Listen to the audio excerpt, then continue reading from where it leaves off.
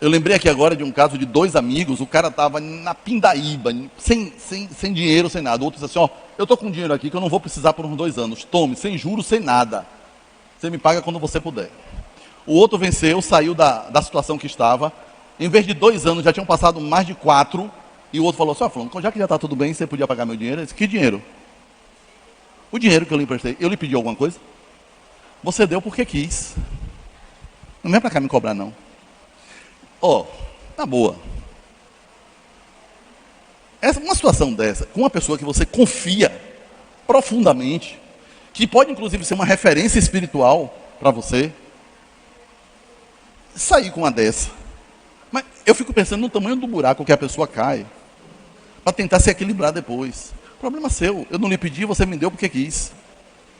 Tem gente que realmente ama. Eu já ouvi pessoas que depois de relatar um monte de coisas que sofreu e continuava fazendo bem, aí a pessoa pergunta assim, todo mundo diz que eu sou besta.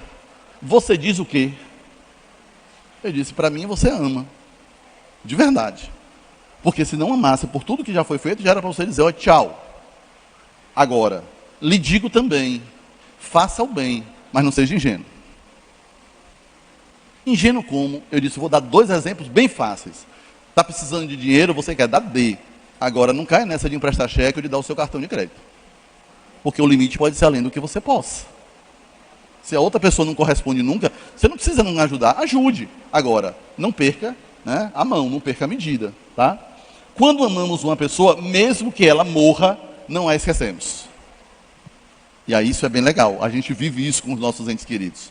E o que é assim fantástico é a forma que nós elaboramos o nosso luto e como nós vamos lidar com a saudade. A gente consegue converter a saudade, que é uma experiência comum ainda na nossa humanidade, vinculado à tristeza e à dor, e a saudade fica algo positivo. A gente lembra e até se emociona, mas sem dor, sem sofrimento. A gente até chora, mas não tem peso. Olha, eu estou chorando do quanto foi bom ter vivido o que eu vivi. Fantástico, de sentir.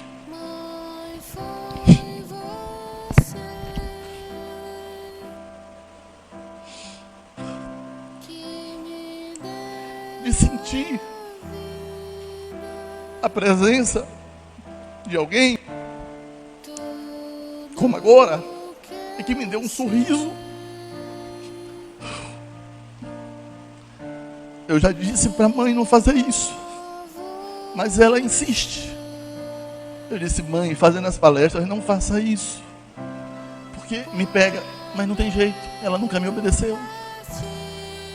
E aí assim, e eu entendo para ela, é assim, quando ela entra na frequência, ela expressa o quanto ela me ama. Problema meu.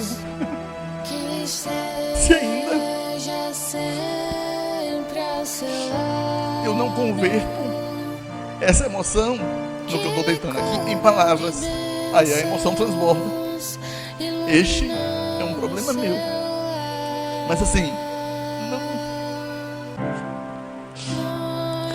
não tem pesar. Aí ela disse assim, se você chorar, eu também vou chorar. Só piora. Só piora. Ó, nesse sentido, é meio contraditório, mas Deus sabe das coisas. É bom, às vezes a gente não vê. Olha o tema que Rafael falou dos olhos. Quando a gente vê, e em um momento inesperado, e com toda uma carga da energia do que está sendo vivido ali, não vem para cá, vem para cá. Na hora que ela sorriu, olhando para mim, eu recebi um jato de energia no meu cardíaco. E, como o nosso amor não é segredo, se fosse um caso de amor, de segredo, eu estava frito.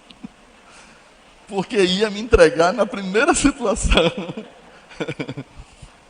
E aí você diz assim, como é que é isso? É um espírito em que a gente tem uma vinculação de amor fantástica. E não é agora porque desencarnou. Assim, sempre foi isso. Aí, viver essa experiência. Eu costumava dizer, e ainda digo, eu encarava qualquer trabalho mediúnico, qualquer, e só precisava estar eu e mãe. Ela segurava a peteca, vibracionalmente, fluidicamente. E quando eu tomei consciência disso, a partir de quando eu tomei consciência que eu dizia para ela, da minha confiança,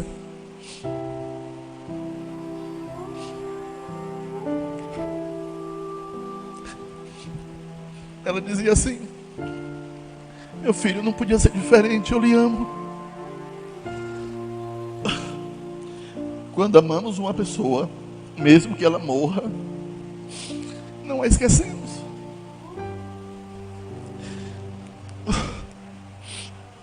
E ter essa dimensão. Óbvio que em algum momento minha mãe me decepcionou. Óbvio que em muitos momentos eu decepcionei ela, né? Não tinha como não ser, pela minha condição evolutiva. Mas o amor, e aí a gente entende quando o Evangelho diz que o amor cobre uma multidão de pecados. Nada disso pesa. Sabe que tem, sabe que houve. Ah, teve aquilo lá que a gente se zangou. Na hora que você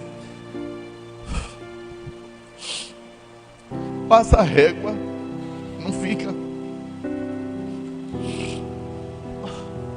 Vamos mudar de slide.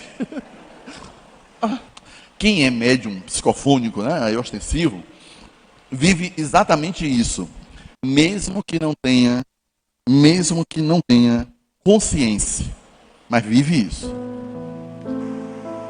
A gente aprende com a doutrina espírita que quando um membro da família adoece ou vive qualquer questão, é a família que adoece, é a família que vive a questão. Então, nós não estamos isentos de viver as situações indiretas, assim como de viver as situações diretas, né? Eu fiquei muito feliz quando eu tive Covid e que quase desencarnei. E quando alguém me dizia assim: mas nossa, logo você? Por que você? E eu fiquei muito feliz porque o meu sentimento era: e por que não? E por que não?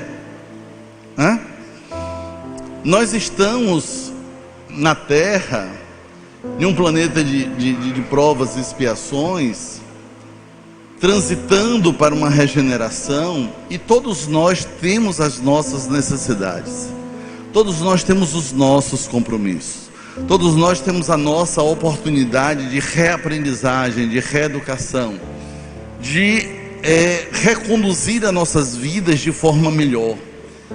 E aquela diversidade que eu falei aqui há pouco nos ensina exatamente a perceber: olha, foi como deu. E cada um aprendendo dentro do que foi vivido, dentro do que foi experimentado, nós crescemos. E quando cada um cresce, a família cresce. Porque ninguém vai crescer sem de alguma forma estimular os outros.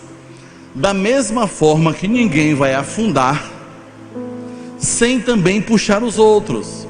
Então essa responsabilidade nossa de viver esse coletivo que é a família, nos faz experimentar essa expressão, né, tão especial do tema do nosso painel, Família Presente Divino.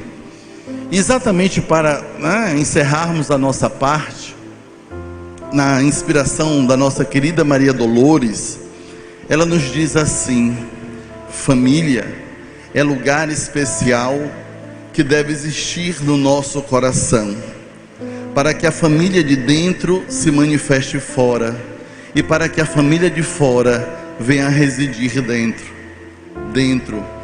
dentro do nosso coração, porque é aí, nesse endereço, que Jesus chega a nós, que Jesus se aproxima, que Jesus nos chama de irmãos, que Jesus, assumindo a representatividade da paternidade divina, diz para nós, quando necessários: meus filhos.